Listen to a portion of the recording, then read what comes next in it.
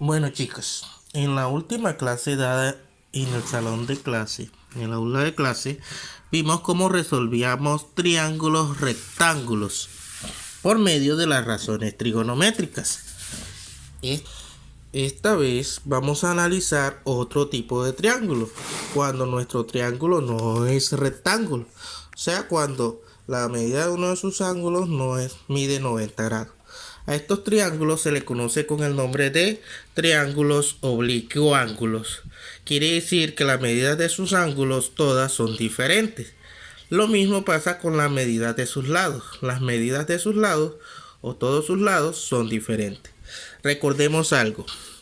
La medida de sus ángulos deben ser diferentes a 90 grados o son diferentes a 90 grados. Y los lados no son iguales. Por lo tanto, es un triángulo oblicuángulo.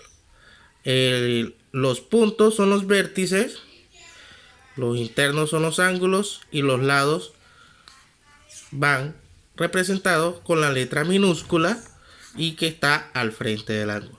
Entonces, para resolver este tipo de triángulos en cualquier situación, utilizamos dos leyes, la ley del seno o la ley del coseno, dependiendo el tipo de triángulo que vayamos a resolver o los datos que me den en el ejercicio.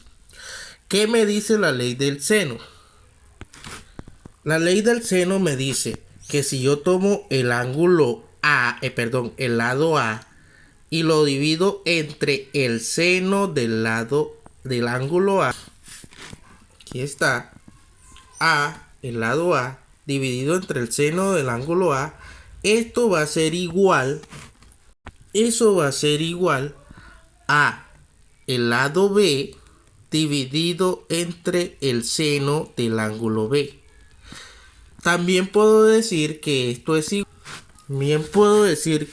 igual al lado C sobre el seno del ángulo C. Esto es una igualdad. Puedo decir que esto A sobre el seno del ángulo A es igual a B sobre el seno del ángulo B. O puedo decir que B sobre el seno del ángulo B es igual a C sobre el seno del ángulo C. Esto es lo que me dice la ley del seno. Ahora, ¿qué me dice la ley del coseno? La ley del coseno me identifica cómo puedo calcular uno de los lados teniendo el otro un ángulo de referencia. Por ejemplo,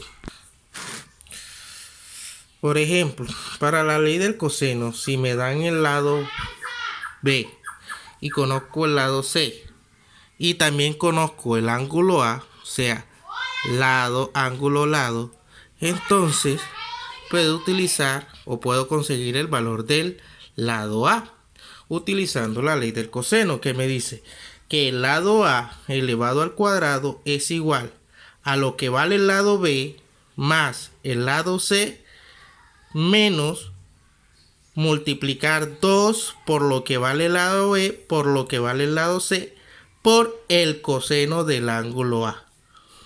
Ahorita mostramos ejemplos. Y así sucesivamente se puede hacer con los demás lados. Si quiero el lado B, B al cuadrado es igual a al cuadrado más C al cuadrado menos 2 por A por C por coseno del ángulo B. O